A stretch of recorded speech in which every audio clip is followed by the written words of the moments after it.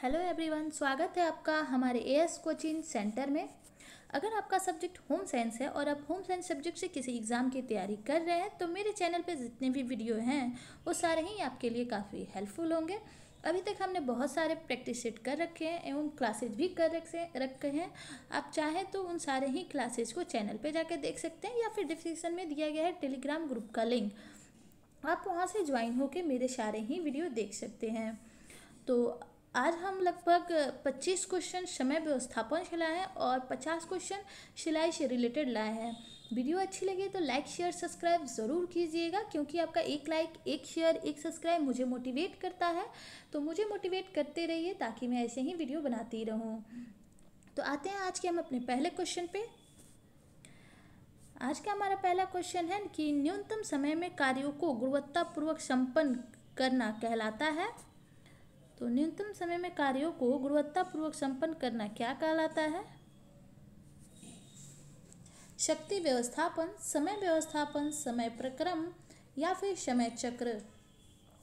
तो न्यूनतम समय में कार्यों को गुणवत्तापूर्वक संपन्न करना क्या कहलाता है? तो यहाँ पे हो जाएगा ऑप्शन नंबर बी, समय व्यवस्थापन। यहाँ पे डायरेक्टली पूछ रहे हैं न्यूनतम समय, इसी से हम अपना आंसर लगा लेंगे, समय व्यवस्थापन। ऑप्शन बी सही हो जाएगा। आते हैं अपने नेक्स्ट क्वेश्चन पे। नेक्स्ट क्वेश्चन है हमारा कि समय का आकलन संभव है? तो मनोवैज्ञानिक समय से, जैविक समय से, समय चक्र से या फिर उपरोक्त सभी। तो यहाँ पे क्वेश्चन पूछ रहा है कि समय का आकलन कैसे संभव है? तो मनोवैज्ञानिक समय से होगा? नहीं होगा। समय चक्र से भी नहीं होगा। उपरोक्त सभी तो होगा ही नहीं। तो यहाँ पे हो जाएगा जैविक समय से। समय का आकलन जैविक समय से संभव है। ऑप्शन बी सही हो जाएगा। नेक्स्ट क्वेश्चन पे आते हैं। नेक्स्ट क्वेश्चन है हमारा कि सीमित चक्र के रूप में जाना जाता है तो किसे? समय को, शक्ति को, दोनों को या फिर कोई नहीं। क्वेश्चन नंबर 3 है हमारा कि सीमित संसाधन के रूप में जाना जाता है। तो सीमित संसाधन के रूप में किसे जाना जाता है? समय को, शक्ति को, दोनों को या फिर कोई नहीं। तो यहाँ पे आंसर हो जाएगा ऑप्शन नंबर सी, दोनों को। समय सबके पास 24 घंटे ही होते हैं, इसलिए ये सीमित होते हैं। शक्ति आहार एवं पोषक तत्व से हमें मिलता है, इसलिए ये भी सीमित होते हैं। आहार एवं पोषक तत्व से हमें मिलता है,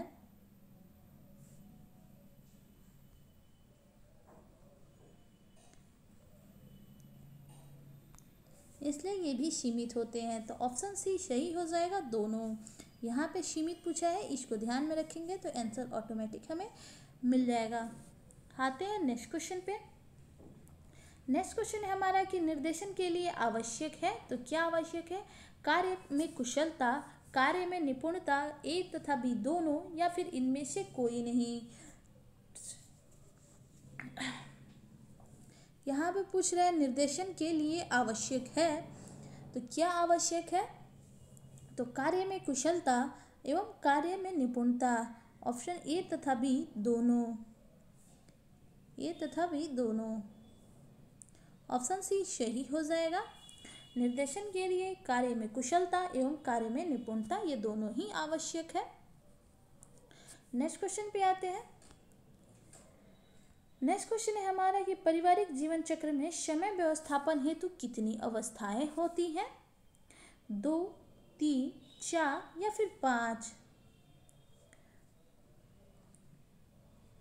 तो पारिवारिक जीवन चक्र में समय व्यवस्थापन हेतु कितनी अवस्थाएं होती हैं? क्वेश्चन नंबर 5 है, तो यहाँ पे हो जाएगा ऑप्शन नंबर डी 5। पारिवारिक जीवन चक्र में समय व्यवस्थापन हेतु 5 अवस्थाएं होती हैं। नेक्स्ट क्वेश्चन पे आते हैं। नेक्स्ट क्वेश्चन हमारा है कि सब्जियों का अचार बनाना किस प्रकार के कार्य में शामिल है? दैनिक, वार्षिक, मासिक एवं मौसमी कार्य। क्वेश्चन नंबर 6 है, इसका क्या आंसर होगा? सब्जियों का अचार बनाना किस प्रकार के कार्य है? इस क्वेश्चन का आंसर भी बहुत ही ज़्यादा इजी है। यहाँ पे हो जाएगा ऑप्शन नंबर डी, मौसमी, क्योंकि जिस मौसम में जो सब्जी मिलेगी उसी सब्जी की हम अचार बना पाएंगे, जैसे कि आम के अचार। नेक्स्ट क्वेश्चन पे आते हैं। नेक्स्ट क्वेश्चन है क्वेश्चन नंबर 7, पारिवारिक जीवन चक्र की द्वितीय अवस्था कौन सी है? संकुचित अवस्था, विस्तारित अवस्था, दोनों, या फिर इनमें से कोई नहीं? क्वेश्चन नंबर 7 है कि पारिवारिक जीवन चक्र की द्वितीय अवस्था कौन सी है? तो यहाँ पे आंसर सही हो जाएगा ऑप्शन नंबर बी, विस्तारित अवस्था। संकुचित अवस्था पारिवारिक जीवन चक्र की तृतीय अवस्था होती है, मतलब कि तीसरी अवस्था होती है। नेक्स्ट क्वेश्चन पे आते हैं। नेक्स्ट क्वेश्चन है हमारा कि कुछ समय के लिए कार्य के तनाव से मुक्त होकर शरीर तथा दिमाग को आराम देना कहलाता है। क्वेश्चन नंबर 8 है कि कुछ समय के लिए कार्य के तनाव से मुक्त होकर शरीर तथा दिमाग को आराम देना कहलाता है। कार्यभार, अतिरिक्त कार्यभार, विश्राम काल, या फिर समय मानक? क्वेश्चन नंबर 8 है कि कुछ समय के लिए कार्य के तनाव से मुक्त होकर शरीर तथा दिमाग को आराम देना कहलाता है। तो क्या हो जाएगा? यहाँ पे कार्यभार बोल रहा है, यहाँ पे अतिरिक्त कार्यभार बोल रहा है, इन दोनों में आराम का से कोई रिलेशन नहीं है। यहाँ पे हो जाएगा विश्राम काल, ऑप्शन सी सही हो जाएगा। नेक्स्ट क्वेश्चन पे आते हैं। नेक्स्ट क्वेश्चन है हमारा क्वेश्चन नंबर 9 कि मानसिक कार्य करने वाले व्यक्ति को हर 40 मिनट के पश्चात 2 मिनट का विश्राम आवश्यक है, यह तथ्य कहलाता है। इस क्वेश्चन का मैंने ऑलरेडी पहले भी करा रखा है। आप लोग को मैंने बताया है कि अगर कोई व्यक्ति 40 मिनट के लिए मानसिक कार्य करता है तो उसे 2 मिनट का आराम चाहिए होता है, लेकिन यही कोई व्यक्ति अगर 40 मिनट का शारीरिक श्रम करता है तो उसे 20 मिनट का आराम चाहिए होता है। यहाँ पे होगा विश्राम की अवस्था, विश्राम की अवधि, विश्राम की आवृत्ति, या फिर इनमें से कोई नहीं। क्वेश्चन को थोड़े अलग तरीके से पूछा गया है। क्वेश्चन नंबर 9 है, तो क्या होगा? तो यहाँ पे हो जाएगा ऑप्शन नंबर सी, विश्राम की आवृत्ति।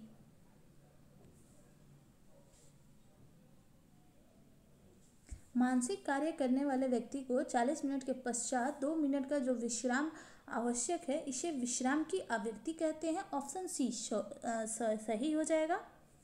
आते हैं नेक्स्ट क्वेश्चन पे। नेक्स्ट क्वेश्चन है हमारा क्वेश्चन नंबर 10, समय प्रबंधन प्रक्रिया के चरण होते हैं, कितने होते हैं? 2, 3, 4 या फिर 5? क्वेश्चन नंबर 10 है इस समय प्रबंधन प्रक्रिया के कितने चरण होते हैं? तो 2, 3, 4 या फिर 5? तो यहाँ पे हो जाएगा समय प्रबंध प्रक्रिया के 3 चरण होते हैं। ऑप्शन बी सही हो जाएगा। अब ये 3 चरण कौन कौन से होते हैं? तो यहाँ पे पहला लिख लेंगे। पहला हो जाएगा आयोजन या फिर नियोजन। आयोजन को कभी कभी नियोजन भी लिखता है। पहला हो जाएगा आयोजन, इसे हम नियोजन के नाम से भी जानते हैं।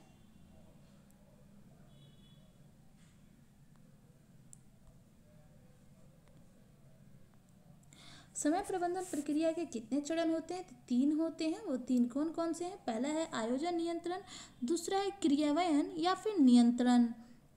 दूसरे को क्रियान्वयन बोलते हैं और या फिर नियंत्रण भी बोलते हैं।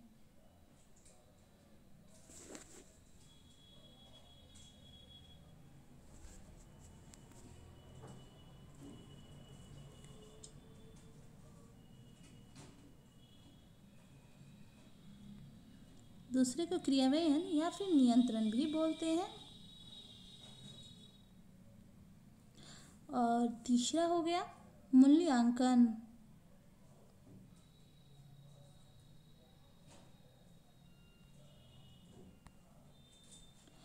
समय प्रबंध प्रक्रिया के 3 चरण होते हैं। कौन कौन से? आयोजन को ही नियोजन बोलते हैं। मैं पहला बोलती जाती हूँ, बाकी लिखती हूँ, आप देख लीजिएगा।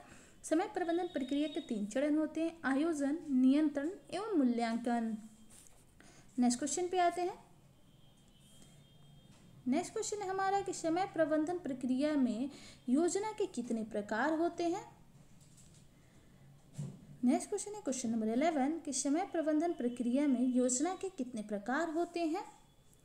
तो 2, 3, 4 या फिर 5। तो यहाँ पे आंसर सही हो जाएगा ऑप्शन नंबर बी। समय प्रबंधन प्रक्रिया में योजना के 3 प्रकार होते हैं। अब ये 3 प्रकार कौन कौन से होते हैं इसे देख लेते हैं। सबसे पहले आ जाएगा अल्फा सरल योजना।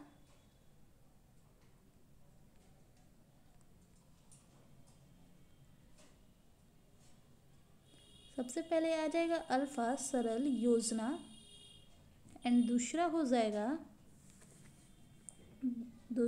विस्तृत योजना।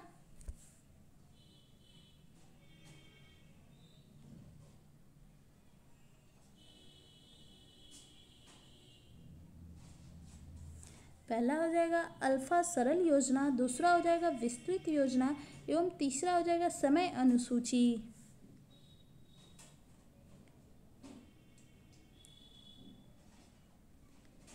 तीसरा हो जाएगा समय अनुसूची।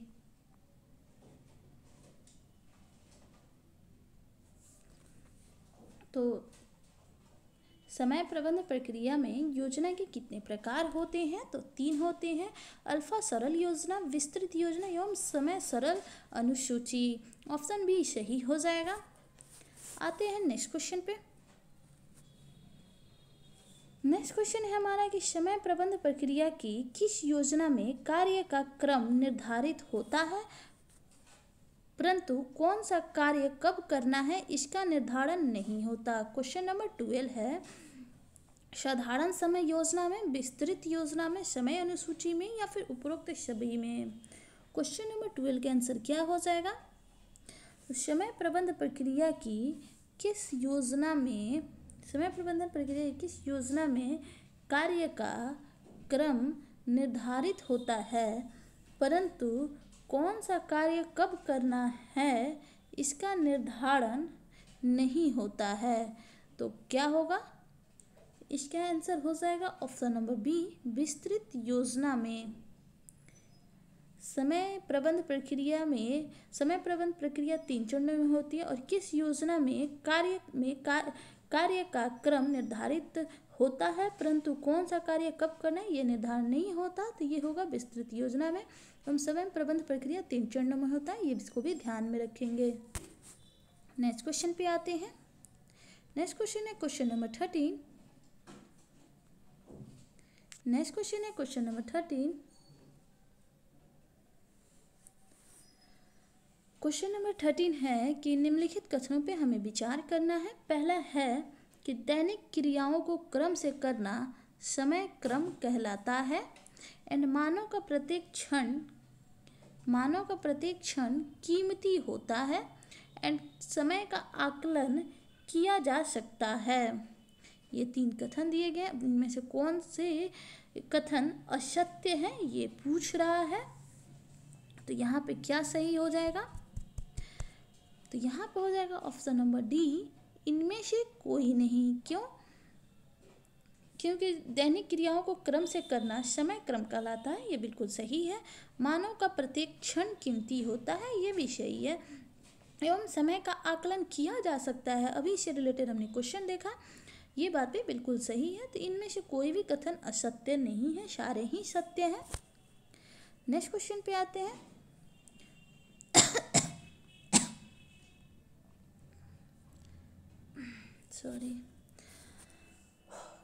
नेक्स्ट क्वेश्चन है क्वेश्चन नंबर 40 कि दुर्घटना होने पर घायल को अस्पताल पहुंचाना किस प्रकार का कार्य है।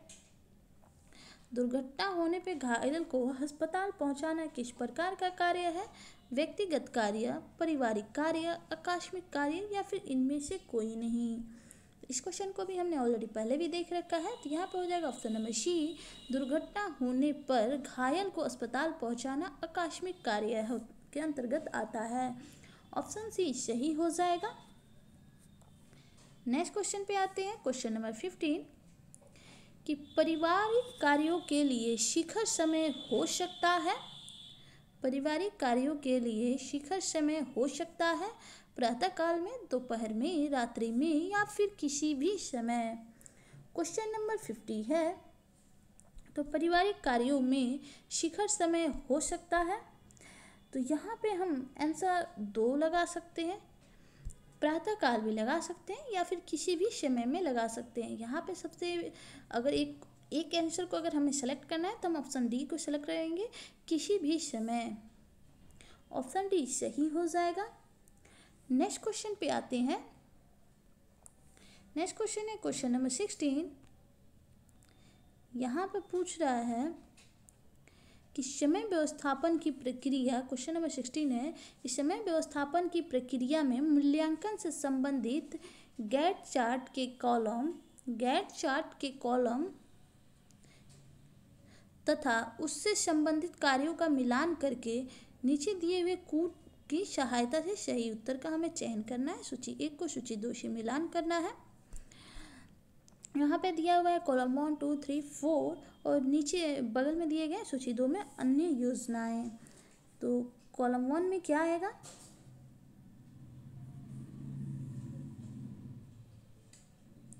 और सबसे पहले हम ये समझ लेते हैं कि गैंट चार्ट क्या है। तो गैंट चार्ट समय योजना के मूल्यांकन के लिए इसे तैयार किया जाता है। गैंट चार्ट को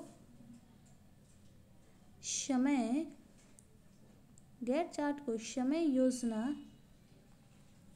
मूल्यांकन के लिए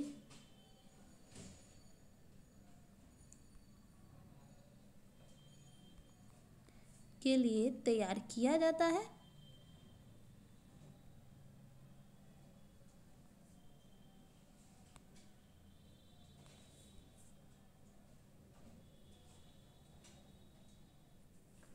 तो गैंट चार्ट किसे बोलते हैं? इसे समय योजना मूल्यांकन के लिए तैयार किया जाता है। ऐसे भी क्वेश्चन पूछ सकता है। अब देख लेते हैं कि सबसे पहले कॉलम 1 में क्या आता है। तो कॉलम 1 में आएगा ऑप्शन नंबर 3 सर्वप्रथम योजना। कॉलम 1 में आएगा सर्वप्रथम योजना। अब पहला का तीसरा यहाँ 2 में है, ए तथा डी में है, तो इन दोनों में देख लेते हैं। फिर कॉलम 2 में देख लेते हैं क्या आता है। कॉलम 2 में आ जाता है अन्य योजनाएं। अब दूसरा का देखते हैं 1 किस में है। तो दूसरे का 1 ऑप्शन बी सही हो जाएगा। जब बड़े क्वेश्चन रहते हैं तो हम ऐसे सॉल्व कर सकते हैं। अब हम आराम से इसका देख सकते हैं। कॉलम 1 में आएगा सर्वप्रथम योजना, कॉलम 2 में आ जाएगा अन्य योजनाएं एवं कॉलम 3 में आ जाएगा मूल्यांकन एंड कॉलम 4 में आ जाएगा अनियोजित कार्य। इसको एक बार अच्छे से मिलान कर देते हैं ताकि फ्रेश आप लोग को दिखे।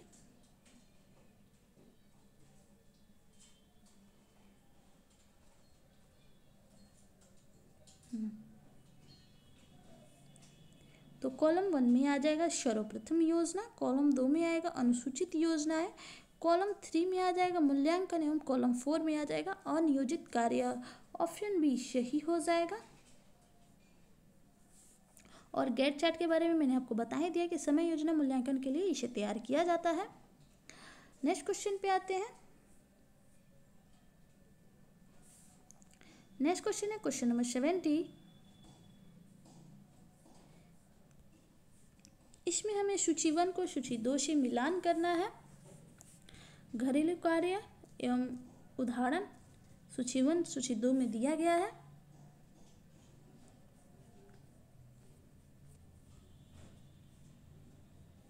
तो यहाँ हो जाएगा दैनिक कार्य, 1 मिनट, यहाँ पे हो जाएगा दैनिक कार्य में आता है। दैनिक कार्य में क्या आएगा? नाश्ता बनाना। तो ए का 3 में दिया हुआ है तो ये ऑप्शन कट। आकस्मिक कार्य में क्या आ जाएगा? Option number B. यहाँ पे हो जाएगा अतिथि का आगमन। अतिथि बिना बताए ही आते हैं। यहाँ 2 बी का 1, यहाँ ऑप्शन सी सही हो जाएगा। दैनिक कार्य के अंतर्गत आ गया नाश्ता बनाना, आकस्मिक कार्य के अंतर्गत आ गया अतिथि का आगमन, व्यक्तिगत कार्य के अंतर्गत आ गया चित्रकारी करना, एवं वार्षिक कार्य के अंतर्गत आ गया दीपावली पर घर की सफाई करना। तो ऑप्शन सी सही हो जाएगा। नेक्स्ट क्वेश्चन पे आते हैं। नेक्स्ट क्वेश्चन है हमारा क्वेश्चन नंबर 18। ये भी हमें कथन एवं कारक वाले हैं। कथन में दिया हुआ है कि प्रत्येक व्यक्ति की कार्य क्षमता भिन्न भिन्न होती है एवं व्यक्ति की कार्य क्षमता को कार्य वक्र द्वारा आसानी से समझा जा सकता है। नीचे आंसर दिया गया है, ए तथा आर दोनों सही है तथा ये आर सही व्याख्या करता है, या फिर ए और आर दोनों सही है परंतु आर ए की सही व्याख्या नहीं करता है, या फिर तीसरा ए सही है परंतु आर गलत है, और चौथा एक गलत है परंतु आर सही है। तो क्या आंसर सही हो जाएगा? तो यहाँ पे आंसर सही हो जाएगा ऑप्शन नंबर ए तथा आर दोनों सही है और आर ए की सही व्याख्या करता है। प्रत्येक व्यक्ति की कार्य क्षमता भिन्न होती है और व्यक्ति की कार्य क्षमता को कार्य वर्ग द्वारा आसानी से समझा जा सकता है। नेक्स्ट क्वेश्चन पे आते हैं, क्वेश्चन नंबर 19। समय योजना के चरण होते हैं तो कितने होते हैं?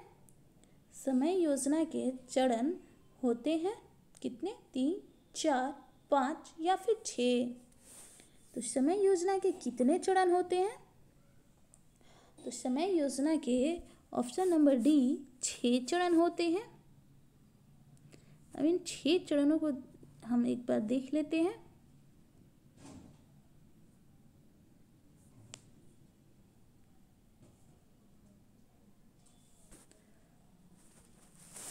पहला हो जाएगा कार्य की सूची बनाना।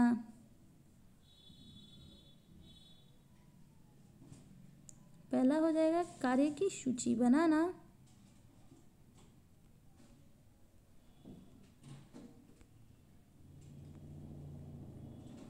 दूसरा हो जाएगा सूची के अनुसार अनुमानित समय का निर्धारण। दूसरा हो जाएगा सूची के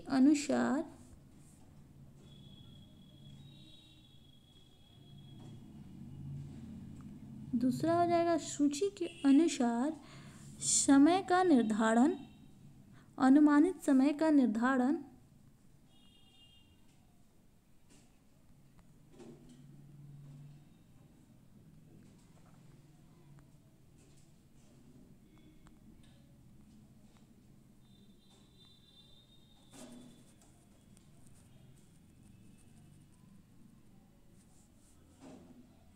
अनुमानित समय का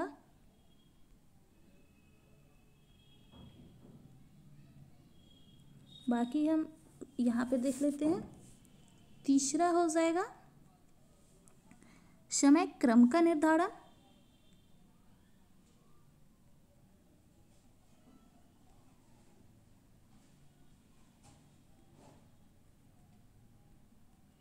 तीसरा हो गया समय क्रम का निर्धारण। चौथा हो गया समय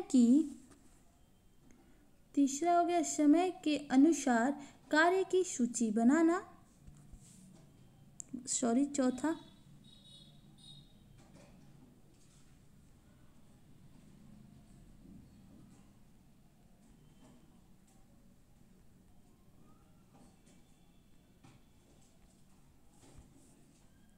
कार्य की सूची बनाना। और पांचवा हो गया व्यक्तिगत के रूप कार्य के समय को जोड़ना।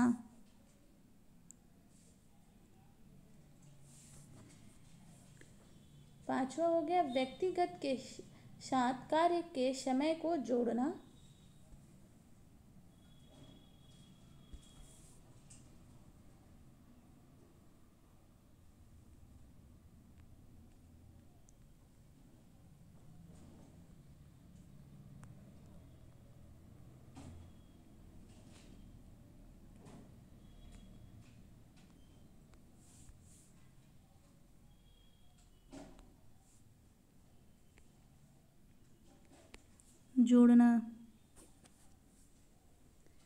एंड छठा हो गया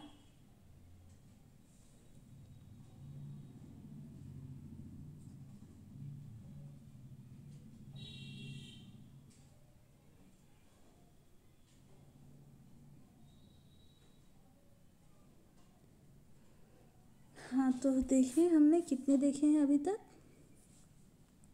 समय योजना को समय के कितने चरण होते हैं, तो हमने 6 चरण देखे थे। 6 चरण कौन कौन से होते हैं हमने ये भी देखा। कार्य की सूची बनाना, सूची के अनुसार अनुमानित समय का निर्धारण करना एवं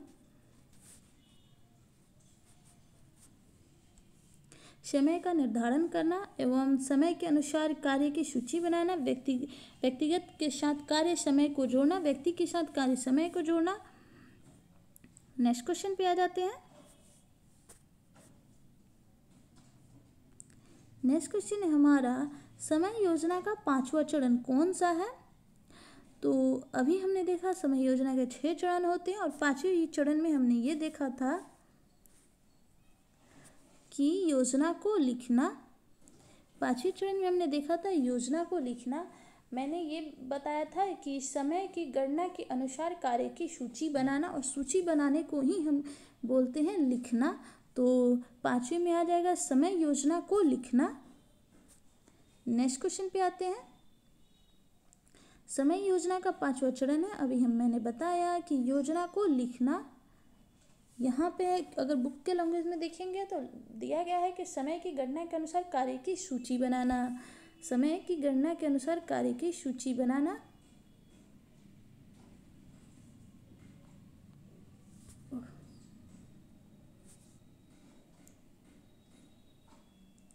समय के गणना के अनुसार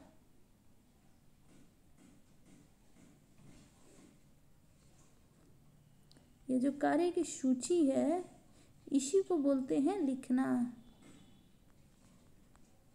ये 5वां है समय योजना के। समय योजना के 6 चरण होते हैं। 5वें चरण में ये आता है कि समय की गणना के अनुसार कार्य की सूची को बनाना। आते हैं नेक्स्ट क्वेश्चन पे, और इसी सूची को योजना में लिखने के तरीके से भी पूछ सकता है। नेक्स्ट क्वेश्चन कि इस प्रक्रिया में समय के क्रम के साथ ही कार्य का अनुमानित समय भी निर्धारित किया जाता है। तो विस्तृत समय योजना में, साधारण समय योजना में, समय अनुसूची में या फिर अत्यंत साधारण समय योजना में। क्वेश्चन नंबर 21 है। क्वेश्चन नंबर 21 है कि इस प्रक्रिया में समय के क्रम के साथ कार्य की अनुमानित समय निर्धारित किया जाता है। तो यहाँ पे ऑप्शन सी सही हो जाएगा, समय अनुसूचित सूची में। नेक्स्ट क्वेश्चन पे आते हैं। क्वेश्चन नंबर है 24, अत्यधिक कार्यभार का समय हो सकता है तो वार्षिक, मासिक, दैनिक या फिर इनमें से सभी। यहाँ पूछ रहा है अत्यधिक कार्यभार का समय हो सकता है तो क्या होगा, तो ये हो सकता है इनमें से सभी। वार्षिक भी हो सकता है, दैनिक भी हो सकता है, मासिक भी हो सकता है। नेक्स्ट क्वेश्चन पे आते हैं। नेक्स्ट क्वेश्चन है हमारा कि म्यूजिक द्वारा समय के साथ दैनिक कार्यों का विवरण संबंधित सर्वेक्षण किस सन में किया गया। 1930 में, 1935 में, 1940 में या फिर 1942 में।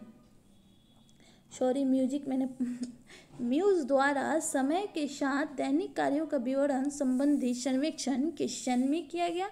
तो क्वेश्चन नंबर 23 है और इसके आंसर हो जाएगा 1940 में।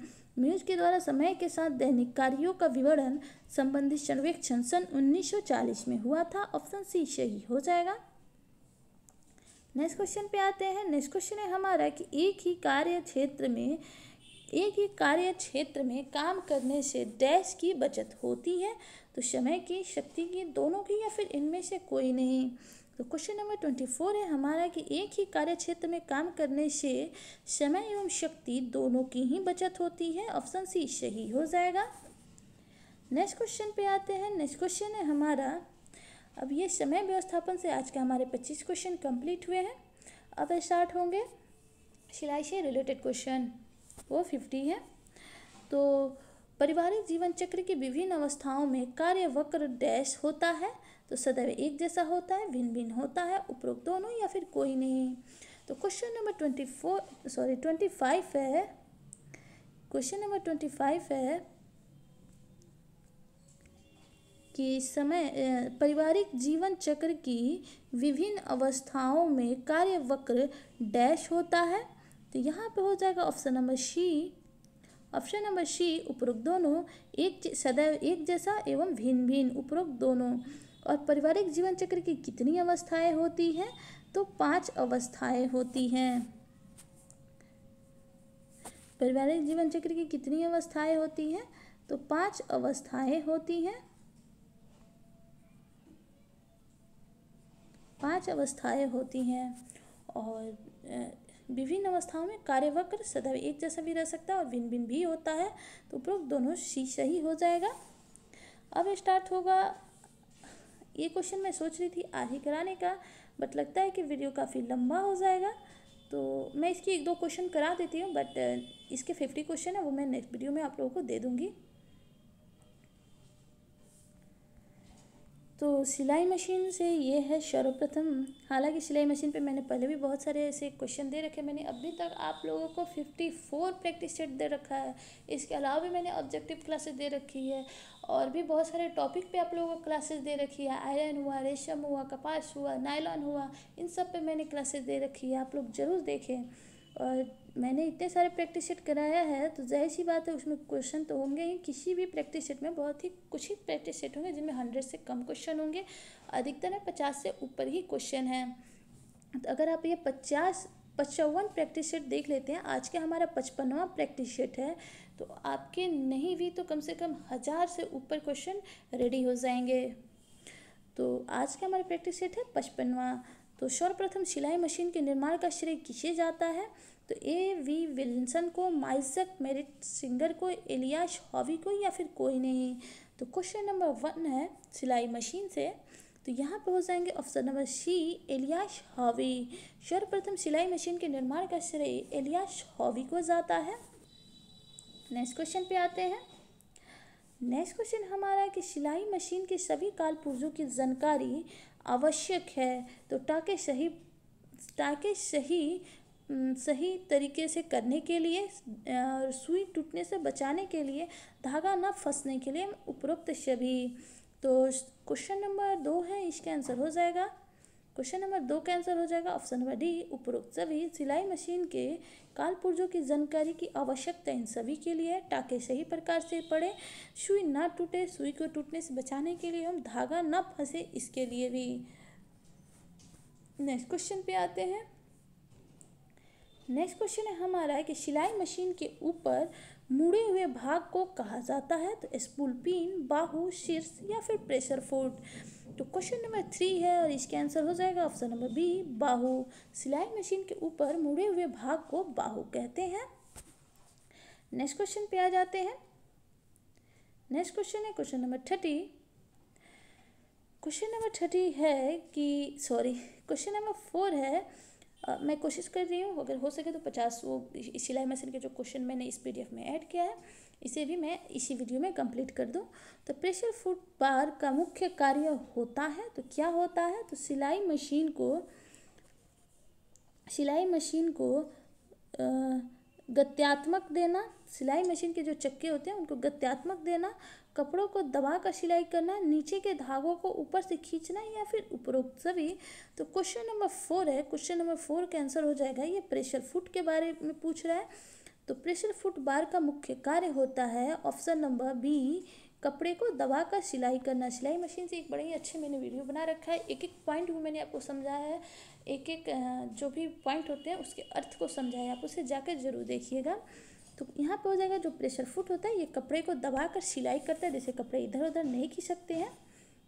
आते हैं नेक्स्ट क्वेश्चन पे। नेक्स्ट क्वेश्चन है क्वेश्चन नंबर 5 कि यहाँ कथन एवं कारक पे आंसर देना है कि सिलाई मशीन में अधिक नंबर की सुई मोटे कपड़े की सिलाई हेतु प्रयुक्त होती है और कारण कम नंबर की सुई वाले पतले कपड़े की सिलाई हेतु सही नहीं होती है। तो यहाँ कथन एवं कारक पे आंसर देना है। क्वेश्चन नंबर 5 है, तो इसका आंसर हो जाएगा सिलाई मशीन की अधिक नंबर की जो सुई होती है वो मोटे सिलाई हेतु प्रयुक्त होती है एवं कम नंबर की सुई पतले कपड़े की सिलाई हेतु प्रयुक्त नहीं होती। इस नहीं को ध्यान में रखेंगे। तो यहाँ पे आंसर हमारा सही हो जाएगा ऑप्शन नंबर, यहाँ क्वेश्चन नंबर 5 है, इसका सही आंसर हो जाएगा ऑप्शन नंबर सी। ए सही है परंतु आर गलत है। सिलाई मशीन में अधिक नंबर की सुई मोटे कपड़े के लिए प्रयुक्त होती है एवं कम नंबर की सुई पतले कपड़े के लिए प्रयुक्त होती है। यहाँ पे चूंकि नहीं देके गलत कर दिया है, इस नहीं को हटाएंगे तो ये भी सही हो जाएगा। नेक्स्ट क्वेश्चन पे आते हैं। क्वेश्चन नंबर है हमारा क्वेश्चन 6 कि सिलाई करते समय सिलाई के टाके की लंबाई को नियंत्रित किया जाता है। तो सुई कसने के पेच द्वारा या फिर टाके नियमांक द्वारा, गतिरोधक स्क्रू द्वारा या फिर कोई नहीं। क्वेश्चन नंबर 6 है। क्वेश्चन नंबर 6 का आंसर क्या होगा? तो इसका हो जाएगा ऑप्शन नंबर बी, टाके नियमांक द्वारा सिलाई करते समय सिलाई के टाके की लंबाई को नियंत्रित किया जाता है टाके नियमांक द्वारा। ऑप्शन बी सही हो जाएगा। नेक्स्ट क्वेश्चन पे आते हैं कि प्लिट्स व घेरे वस्त्र में क्या बढ़ाने में मदद करते हैं? प्लिट्स व घेरे वस्त्र में क्या बढ़ाने में मदद करते हैं? भरापन, मशापन, फिटिंग या फिर ढिलाई। तो क्वेश्चन नंबर 7 है और 7 का आंसर हो जाएगा ऑप्शन नंबर ए, भरापन। प्लिट्स व घेरे वस्त्रों में भरापन बढ़ाने में मदद करते हैं। आते हैं नेक्स्ट क्वेश्चन पे। नेक्स्ट क्वेश्चन है कि क्वेश्चन नंबर 8 कि कपड़े की संरचना, सीधे कपड़े को शरीर की संरचना या फिर आकार के अनुसार बनाने के लिए निम्न में से किसका प्रयोग किया जाता है? तो चुन्नट का, प्लिट्स का, डॉट्स का या फिर टक्स का। तो क्वेश्चन नंबर 8 है और क्वेश्चन नंबर 8 का आंसर हो जाएगा ऑप्शन नंबर सी, डॉट्स का। सीधे कपड़े को शरीर की संरचना या फिर आकार के अनुसार बनाने के लिए डॉट्स का प्रयोग किया जाता है। आप लोग बचपन में ऐसे काफ़ी लिखने के सीखे होंगे। ऐसे हमें एक बुक मिलता था, हमें पहले लिखने के सिखाया जाता था ABCD। सेम वही चीज़ है, वही चीज़ पूछ रहा है। नेक्स्ट क्वेश्चन पे आते हैं। नेक्स्ट क्वेश्चन है हमारा धागे की रील को साधने का कार्य करता है। क्वेश्चन नंबर 9 है। धागे की रील को साधने का कार्य करता है नीडल बार, प्रेशर फुट, फेस प्लेट या फिर स्पून पिन। क्वेश्चन नंबर 9 है और क्वेश्चन नंबर 9 का आंसर हो जाएगा option number D, spool pin. धागे की जो रील होती है इसको साधने का कार्य स्पूल पिन करता है। नेक्स्ट क्वेश्चन पे आते हैं। कई बार ये भी पूछता है कि कितने स्पूल पिन लगे होते हैं। मैंने इसका आंसर ऑलरेडी आप लोगों को बता रखा है। अब सिलाई वाला वीडियो जरूर जाके देखिएगा। कपड़े को समतल सतह प्रदान करता है तो face plate, throat plate, thread guide या फिर पायदान। क्वेश्चन नंबर 10 का आंसर है कि कपड़े को समतल सतह प्रदान करता है। तो यहाँ पे आंसर बी सही हो जाएगा, थ्रोट प्लेट कपड़े को समतल सतह प्रदान करता है। तो अभी तक हमने 25 समय व्यवस्थापन से क्वेश्चन देखे एवं 10 सिलाई से रिलेटेड क्वेश्चन देखे। आगे इससे और भी ज़्यादा क्वेश्चन है, बट उन क्वेश्चन को हम नेक्स्ट वीडियो में आपको कंप्लीट करा देंगे। अभी इतना ही, मिलते हैं नेक्स्ट वीडियो में इन सिलाई के 50 क्वेश्चन के साथ। वीडियो अच्छी लगे तो लाइक शेयर सब्सक्राइब ज़रूर कीजिएगा, क्योंकि आपका एक लाइक, एक शेयर, एक सब्सक्राइब मुझे मोटिवेट करता है। तो मुझे मोटिवेट करते रहिए ताकि मैं ऐसे ही वीडियो बनाती रहूँ। तो फिर मिलते हैं नेक्स्ट वीडियो में। Thanks for watching.